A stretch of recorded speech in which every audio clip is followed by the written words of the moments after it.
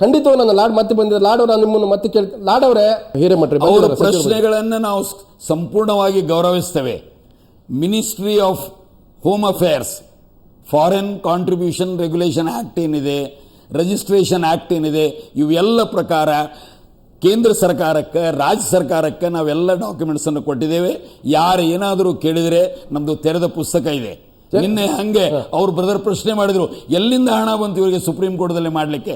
ಅವಾಗ ಆಂಕರ್ ಹೇಳಿದರು, ಪ್ರಶಾಂತ್ ಭೂಷಣ್ ಅವರು ಪ್ರೋಬೋನೋ ಅಂದ್ರೆ ಸಾರ್ವಜನಿಕ ಹಿತಾಸಕ್ತಿ ಇರೋದ್ರಿಂದ ಇಲ್ಲಿ ಅವರು ಯಾವುದೇ ಫೀ ಇರಲಾರ್ದ. ಲಕ್ಷ್ಮಣ ಉಗಾರ ಕೇಳಿಲಿ, ಉಗಾರ ಅವರೇ ಒಂದ್ ನಿಮಿಷ ಕೇಳಿಲಿ, ಮಾತಾಡಿ. ಈಗ ಇವ್ರೇನ್ ಹೇಳ್ತಾ ಇದಾರಲ್ಲ, ಈಗ ಸುಪ್ರೀಂ ಕೋರ್ಟ್ ನಲ್ಲಿ FOC ರಿಪೋರ್ಟ್ ಕೇಳಿ ಒಂದ್ ನಿಮಿಷ. FOC ರಿಪೋರ್ಟ್ ನಲ್ಲಿ ಯಾವ ಕಂಪನೀಸ್ಗಳಿದೆ ಎಲ್ಲ ಡೀಟೇಲ್ಸ್ ಇದೆ ಇಲ್ಲಿ. NMDC ಬಗ್ಗೆ ಯಾಕೆ ಮಾತಾಡ್ತಲ್ಲ ಹಿರೇಮಠ ಅವರು? ಕೇಳಿ ಒಂದ್ ನಿಮಿಷ, ಅವರಿಗೆ ಯಾಕೆ ಮಾತಾಡ್ತಿಲ್ಲ NMDC ಬಗ್ಗೆ? ನೋಡಿ, ಅವ್ರು ಏನ್ ಕೇಳ್ತಾ ಇದ್ರಂದ್ರೆ, ನಾವು ಯಾವುದೇ ಇಲ್ಲಿಗಲ್ ಮೈನಿಂಗ್ ಮಾಡಿಲ್ಲ ಅಂತ ಅವರು ಹೇಳ್ತಾ ಇದ್ರು. ಅದಕ್ಕೆ ಅವರು ಮ್ಯಾನೇಜರ್ FOC ಅನ್ನು ಉಲ್ಲೇಖ ಮಾಡಿ ಅಂಡರ್ಟೇಕಿಂಗ್ ಕೊಟ್ಟಿದ್ದಾರೆ. ಇದನ್ನ CC ಅವರು ಸರ್ ಒಬ್ರು ಮಾಹಿತಿ ಇಲ್ಲ ಸರ್, ಒಂದ್ ನಿಮಿಷ ಕೇಳಿ. ಸಮಾಧಾನದಿಂದ ಶಾಂತವಾಗಿ ಹೈಕೋರ್ಟ್ ನಲ್ಲಿ ಹೋಗಿ ಆರ್ಡರ್ ತಗೊಂಡಿದೀವಿ ನೋಡ್ರಿ. ನಿಮಗೆ FOC ಬಗ್ಗೆ ನಾಲೆಜ್ ಎಲ್ಲ, ಸುಮ್ಮನೆ ಮಾತಾಡ್ಬೇಡಿ ಹಂಗೆ. ಏನ್ FOC ಆದ್ಮೇಲೆ ಸುಪ್ರೀಂ ಕೋರ್ಟಿಗೆ ಹೋಗಿರೋದು ಸರ್. ಇವೆಲ್ಲ ಇಶ್ಯೂಸ್ಗಳು ಸುಪ್ರೀಂ ಕೋರ್ಟ್ ಆರ್ಡರ್ ಓದ್ತಿ ನಿಮಗೆ ಒಂದ್ ನಿಮಿಷ ಕೇಳ್ಕೊಳ್ಳಿ ಉಗಾರ್ ಅವರೇ. ಪೇಜ್ ನಂಬರ್ 39 ಓದಿ ಒಂದ್ ನಿಮಿಷ.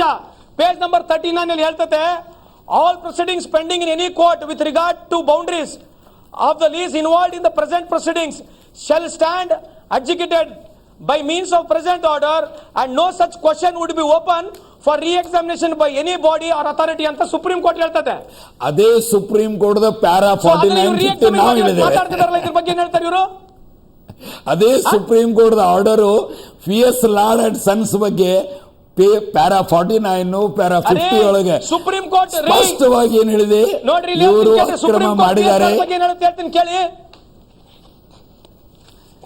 ಸರ್, ನನ್ನ ಅಭಿಪ್ರಾಯದೊಳಗೆ ನೋಡಿ, ಸತ್ಯ ಯಾವಾಗ ಸಮೀಪ ಬಂದಿದೆ, ಎಲ್ಲರೂ ಡಾಕ್ಯುಮೆಂಟ್ಸ್ ಗಳನ್ನ ನೋಡ್ತಾ ಇದ್ದಾರೆ, ನೇರವಾದ ಪ್ರಶ್ನೆಗಳನ್ನು ಕೇಳ್ತಾ ಇದ್ದಾರೆ. ಅವಶ್ಯವಾಗಿ ಅವರಿಗೆ ಮುಜುಗರ ಆಗುವುದು ಸ್ವಾಭಾವಿಕ. ಆದ್ರೆ ಅವ್ರಿಗೆ ಏನೇ ಡಾಕ್ಯುಮೆಂಟ್ಸ್ ಇದ್ರೆ ಯಾವುದು ಅವಸರದಲ್ಲಿ ನಿರ್ಣಯ ಕೊಡೋದ ಅವಶ್ಯಕತೆ ಇಲ್ಲ. ನಾಳೆನೇ ಅವರು ಬಿಡುಗಡೆ ಮಾಡಲಿ, ನೀವು ನಿಷ್ಪಕ್ಷಪಾತವಾಗಿ ಚರ್ಚೆ ಮಾಡಿ. ನೀವು ಹೊರಗಿನಿಂದ ಲಕ್ಷಾಂತರ ಡಾಲರ್ಗಳು ತಂದು ನೀವು ಮಾಡಿದ ಕೆಲಸ ನಾವು ಮಾಡಲ್ಲ. ಅದು ಒಂದ್ ನಿಮಿಷ ಕೇಳ್ಕೊಳ್ಳಿ, ಆಗಲ್ಲ ಈ ಮಾತು ಹೇಳ್ಬೇಡಿ ನೀವು. ನೀವು ಸಮಾಜ ಪರಿವರ್ತನೆ ಬರೀ ಇಲಿಗಲ್ ಮೈನಿಂಗ್ ಬಿಟ್ರೆ ಬೇರೆ ಯಾವ ಸಮಾಜ ಪರಿವರ್ತನೆ ಇಲ್ಲ ನಿಮಗೆ. ನಮಗೆ ಅದ್ರ ಬಗ್ಗೆ ಏನಿಲ್ಲ. ನೀವು ಒಂದ್ ನಿಮಿಷ ಕೇಳ್ಕೊಳ್ಳಿ ಉಗಾರ್ ಅವರೇ, ಒಂದ್ ನಿಮಿಷ ನೋಡಿ. ಇಲ್ಲಿ page number 76 of CC report ನಲ್ಲಿ ಹೇಳುತ್ತೆ, ಇಲ್ಲಿ ಸುಪ್ರೀಂ ಕೋರ್ಟ್ ನಲ್ಲಿ ಫೈಂಡಿಂಗ್ಸ್ ಇದು. ಇದ್ರ ಬಗ್ಗೆ ಯಾಕೆ ಓದಲ್ಲ ಅವರು? ಹೇಳ್ತೀನಿ ಕೇಳಿ. The CC in its report dated 28/3/2012 has placed the cases of MSVS Lord and Sons and as well as Vattu traders in category C. The CC has reported that encroachment MSVS Lord and Sons is only in respect of overburden dumps.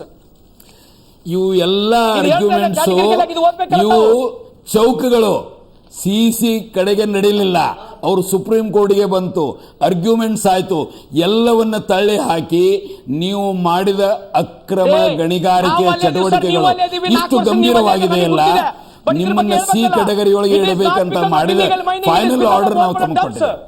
ನನ್ನ ಅಭಿಪ್ರಾಯದೊಳಗೆ ಚರ್ಚೆ ಸೌಮ್ಯವಾಗಿ, ಶಾಂತಿಯುತವಾಗಿ, ವ್ಯವಸ್ಥಿತವಾಗಿ ಆಗ್ಬೇಕು sir. ಸಮಾಧಾನವಾಗಿ ಚರ್ಚೆ ಆಗಲಿಲ್ಲ.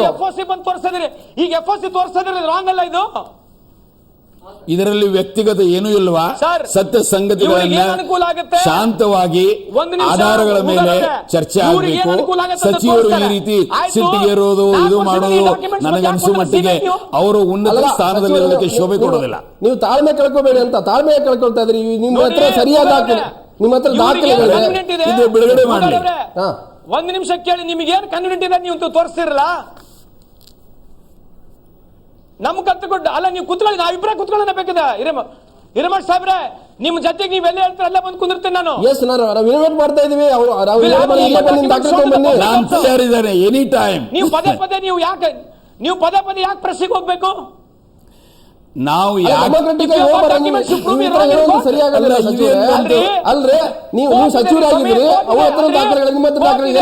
Supreme court ಇದೆ, CBI ಇದೆ, CID ಇದೆ, ಇವ್ರ ಮೇಲೆ ಇವರು ಇವರು ಹಂತ ಹಂತವಾಗಿ ಅಂದ್ರೆ ಏನು ಸ್ಟೇಟ್ಮೆಂಟ್ CBI ಮಾಡ್ತಾ ಇದ್ದಾರೆ ಆಯ್ತಾ?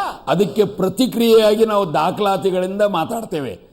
ಯಾಕಂದ್ರೆ ಅವರು ಏ, ಕೇವಲ ಯಾವ ಬಾಯಿ ದಾಖಲಾತಿ ಮಾತಿನಿಂದ ಕೊಡ್ತಾರೆ ಸ್ವಾಮಿ? ಹೆಂಗೆ ಸಿಟ್ಟಿಗೆ FOC ಬಂದು ಬಗ್ಗೆ ನಾವು ಜೋರಾಗಿ ಹೈಕೋರ್ಟ್ ಮಾತಾಡಿದ್ರು, ಚಾಲೆಂಜ್ ಮಾಡಿದ್ವಿ, ಅದ್ರ ಬಗ್ಗೆ ಅದರಿಂದ ದಾಖಲಾತಿ ನಿಮಗೆ? ಸಮಸ್ಯೆಗಳು ಬಗೆಹರೋದಿಲ್ಲ, ಮನವರಿಕೆ ಆಗೋದಿಲ್ಲ. ಈ ದಾಖಲಾತಿಗಳನ್ನ ತಂದು ವ್ಯವಸ್ಥಿತವಾಗಿ ಚರ್ಚೆ ಆಗಬೇಕು. ಉಗಾರ್ ಅವರೇ ಹಾ ಅವ್ರು ಕೇಳಿರ್ತಕ್ಕಂಥ FOC ಬಗ್ಗೆ, ಲೋಕಾಯುಕ್ತ FOC ಬಗ್ಗೆ ನಾವು ಹೈಕೋರ್ಟ್ ಅಲ್ಲಿ ಚಾಲೆಂಜ್ ಮಾಡಿದೀವಿ. ಅದ್ರ ಬಗ್ಗೆ ಇವ್ರ ಹತ್ರ ಮಾಹಿತಿ ಇಲ್ಲ. ಅವ್ನು ಮಹೇಶ್ ಪಾಟೀಲ್ ಎಫ್ಐಆರ್ ಹಾಕಿದ್ದ, ಅದ್ರ ಬಗ್ಗೆ ಹೈಕೋರ್ಟ್ ಅಲ್ಲಿ ಚಾಲೆಂಜ್ ಮಾಡಿದೀವಿ. ಅದ್ರ ಬಗ್ಗೆ ಇವ್ರ ಹತ್ರ ಮಾಹಿತಿ ಇಲ್ಲ. ಒಂದು ನಿಮಿಷ ಎಲ್ಲ ಕೊಡಿ. ಪೆಂಡಿಂಗ್ ಕೇಸಸ್ಗಳು ಏನಿದಾವೆ, all pending cases which were in any court, supreme court supersede ಮಾಡ್ತು. ಸೂಪರ್ಸೀಡ್ ಮಾಡಿ ಲೋಕಾಯುಕ್ತ ಟೀಮ್ನ ಸಿಇಸಿ ಒಂದು ಕನ್ಸ್ಟಿಟ್ಯೂಟ್ ಟೀಮ್ನ ಕನ್ಸ್ಟಿಟ್ಯೂಟ್ ಮಾಡಿ ಎಲ್ಲ ಸರ್ವೆ ಮಾಡಿದೆ. ಸರ್ವೆ ಮಾಡಿರೋ ರಿಪೋರ್ಟ್ ಈಗ ಫೈನಲ್ ರಿಪೋರ್ಟ್ ಬಂದಿರೋದು. ಸೊ ನನ್ನ ಹತ್ರ ಯಾವುದೇ ಸುಮ್ಮನೆ ರೀತಿ ಇವ್ರಿಗೆ ಯಾವ್ದು ದಾಖಲೆಗಳಿದ್ದಾವೆ, ಅನುಕೂಲ ತರೋದು ನಾನು ತೋರ್ಸೋದು. ತಪ್ಪಿತಸ್ಥ ಅಲ್ಲ. ಮತ್ತೆ ತೋರ್ಸು, ನೀವ್ ಯಾಕೆ ತೋರ್ಸಿಲ್ಲ? ಸೊ ಹಾಗಾದ್ರೆ ಈ ದಾಖಲೆಗಳನ್ನು ಪರಿಶೀಲನೆ ಮಾಡೋದು ಯಾರು? ಇದನ್ನ ಅಂತಿಮವಾಗಿ ಇದನ್ನ ನನ್ನ ನಮ್ಮ ಹತ್ರ ಕೂಡ ಅಭಿಪ್ರಾಯದೊಳಗೆ ಸರ್, ದಾಖಲಾತಿಗಳಿದಾವ್ರಿ. ಈಗ ನಾ ಹೇಳ್ತೀನಿ ನಮ್ಮ ಕೇಳಿ. ಹತ್ರ ಕೂಡ ಅಲ್ಲಲ್ಲ, ದಾಖಲಾತಿಗಳಿದಾವೆ. ಈಗ ಸಚಿವ ಅಲ್ಲಲ್ಲ. ಈಗ ಸಂತೋಷ್ ಲಾಡ್ ಹತ್ರ ದಾಖಲೆಗಳಿದಾವೆ, ನಂದು ಯಾವುದೇ ತರ ನಿಮ್ಮ ಹತ್ರ ದಾಖಲೆಗಳಿದಾವೆ.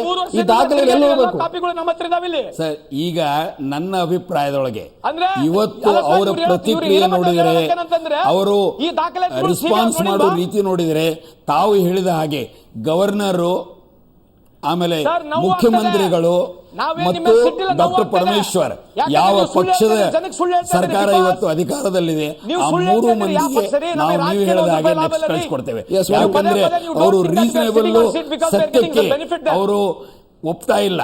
ಈ ಪ್ರಸಂಗದೊಳಗೆ ಯಾವ ಸತ್ಯಕ್ಕೆ? ನಾವು ನಿಮ್ ಇದನ್ನ ಸತ್ಯ ಮಾಡಬೇಕಂತ ಒಪ್ಪಿಕೊಡ್ರಿ. ಒಂದು ವಿಚಾರ ಇದೆ. ನಮ್ಮ ಜೊತೆಗಾರರು ಮಾತಾಡಿಕೊಂಡು ಇನ್ನು 2-3 ದಿವಸಗಳಲ್ಲಿ ಆ ಕಾನ್ಸ್ಟಿಟ್ಯೂಷನಲ್ ಅಥಾರಿಟೀಸ್ ಏನಿದ್ದಾರೆ ಅವರು ನಮಗೆ ಆಹ್ವಾನ ಮಾಡಿದ್ರು, ದಾಖಲಾತಿಗಳನ್ನ ಪ್ರೊಡ್ಯೂಸ್ ಮಾಡಿ ಅಂತ. ಪ್ರೊಡ್ಯೂಸ್ ಮಾಡಿದ್ದೇವೆ. ಅವರ ವರ್ತನೆ ನೀವು ನೋಡ್ತಾ ಇದ್ದೀರಿ ಇವತ್ತು. ತೋರ್ಸಿದ್ದಕ್ಕೆ ಇನ್ನು ನಮ್ಗೆ reply ಇದೆ. ಆ ಸಂವಿಧಾನಬದ್ಧ ನೀವು ಯಾವ್ದೋ ಸುಮ್ನೆ ದಾಖಲಾತಿಗಳು ಗವರ್ನರು, ತೋರ್ಸಿ, ನೀವು attorney general of ಮುಖ್ಯಮಂತ್ರಿಗಳು India ಸರ್ ನೀವು? ಮತ್ತು ಪಕ್ಷದ ಅಧ್ಯಕ್ಷರು ಅವರಿಗೆ ನಾವು ಇವತ್ತು ಇವ್ರು ತೋರಿಸಿರೋ ದಾಖಲಾತಿಗಳಿಗೆ ಅವ್ರು ಮಾಡಿ, illegal ಅವ್ರು mining ಮಾಡಿ. ಆಗಿರೋದು. ಈಗ ಸಚಿವರೇ, ಈಗ ನಿಮ್ಮ ಹತ್ರ ಡಾಕ್ಯುಮೆಂಟ್ಸ್ ಇದೆ, ತಗೊಳ್ಳಿಲ್ಲ. ಅಲ್ಲ, ಸಂತೋಷ್ ಈಗ ಒಂದು ನಮ್ದು ನಿಮಿಷ.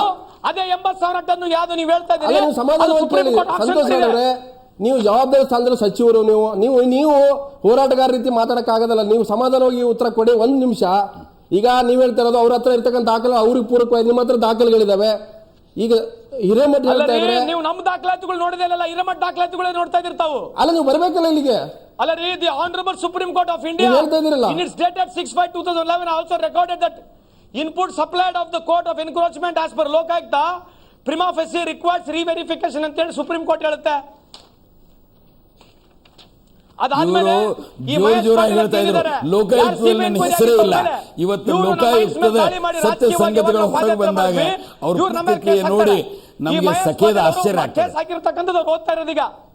ಈಗ ಇದನ್ನ ಕೂಡ ಚಾಲೆಂಜ್ ಮಾಡಿದೀವಿ. ಸಂತೋಷ್ ಲಾಡ್ ಅವರೇ, ಈಗ ಹಿರೇಮಠರ ಹತ್ರ ಇರ್ತಕ್ಕಂಥ ದಾಖಲೆಗಳು ಯಾವುದೂ ಕೂಡ ಪೂರ್ಣ ಅಲ್ಲ, ಕೆಲವು ಪಿಕ್ ಅಂಡ್ ಚೂಸ್ ಅಂತ ತಾವು ಹೇಳಿದ್ರಿ. ಒಂದ್ ನಿಮಿಷ. ಈಗ ಅವರು ನಾಳೆ ಇದೇ ಹಿರೇಮಠ ಅವರಿಗೆ ನಿಮ್ಮ ವೇದಿಕೆನಲ್ಲೇ ಸರ್, ನಿಮ್ಮ ಇದರಲ್ಲೇ ಬರ್ತೀನಿ ನಾನು ಬೆಂಗಳೂರಲ್ಲಿ ಖಂಡಿತ ವೆಲ್ಕಮ್. ಎನಿ ಟೈಮ್ ಬರ್ಬೋದು ನೀವು. ಅಲ್ಲ, ಹಿರೇಮಠರು ಬರಬೇಕು, ನೀವು ಬರ್ಬೇಕಾಗುತ್ತೆ. ಅವ್ರಿಗೆ ಡೇಟ್ ಫಿಕ್ಸ್ ಮಾಡ್ತೀರಿ, ನಾನು ಬರ್ತೀನಿ. ಎಸ್, ಖಂಡಿತ. ಅಲ್ಲ, ಅವ್ರಿಗೆ ಡೇಟ್ ಫಿಕ್ಸ್ ಮಾಡ್ತೀರಿ. ಹಿರೇಮಠರು ನೀವು ಯಾವಾಗ ಸಿಗ್ತೀರಿ ಹೇಳಿ, ನೀವು ಯಾವಾಗ ಬರ್ತೀರಿ ಅವತ್ತೇ ಲಾಡು ಕೂಡ ಬರ್ತಾರೆ. ನಾಳೆ ನಾ ಇಲ್ಲೇ ಇದ್ದೇನೆ. ನಾಳೆ ಬರ್ತೀರಾ? ಓಪನ್ ಆಗಿ ಮಾತಾಡೋಣ, ಮೀಡಿಯಾ ಟ್ರಯಲ್ ಆಗ್ಲಿ. ಎಸ್, ನಾಳೆ ಬಂದ್ಬಿಡಿ ಸರ್.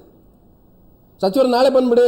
ಕರೆಕ್ಟ್, ಅವಶ್ಯವಾಗಿ ಸರ್, ನಾನು ಡೆಲ್ಲಿಯಲ್ಲಿ ಇದ್ದೀನಿ ಸರ್. ಯಾಕಂದ್ರೆ ಇದು ಕೊನೆಯ ಚಾನ್ಸ್ ಅವ್ರಿಗೆ ಕೊಡಬೇಕು ನಾವು. ಅಲ್ಲ, ನೀವು ಡೆಲ್ಲಿಯಲ್ಲಿರೋ ಕಾರಣಕ್ಕೆ ನಾವು ಡೆಮಾಕ್ರೆಟಿಕ್ ಆಗಿ ಡೆಲ್ಲಿಯಲ್ಲಿ ನಿಮ್ಮನ್ನು ಕೂರಿಸಿದ್ರು.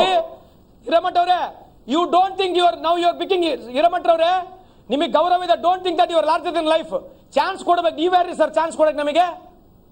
ನಾವು ಡಾಕ್ಯುಮೆಂಟ್ಸ್ ಕೊಡ್ತಾ ಇದ್ದು ಕಾನ್ಸ್ಟಿಟ್ಯೂಷನ್ ಅಥಾರಿಟೀಸ್, ಲೋಕಾಯುಕ್ತ, ಫಾರೆಸ್ಟ್ ಅಧಿಕಾರಿಗಳು ಯಾರಿಗೆ ಡೈರೆಕ್ಟ್ ಮಾಡಿದ್ದಾರೆ, ಹೈಕೋರ್ಟ್ ಆರ್ಡರ್, ಸಿಇಸಿ ರಿಪೋರ್ಟ್ಗಳು, ಸುಪ್ರೀಂ ಕೋರ್ಟ್ ಅಂತಿಮ ಇದು, ಅದರ ಆಧಾರದ ಮೇಲೆ ಸರ್ಕಾರ ಇಶ್ಯೂ ಮಾಡಿದ ನೋಟಿಫಿಕೇಶನ್ ನಾವು ಯಾವುದನ್ನು ನಮ್ಮ ಇದರಿಂದ ಕೊಟ್ಟಿಲ್ಲ.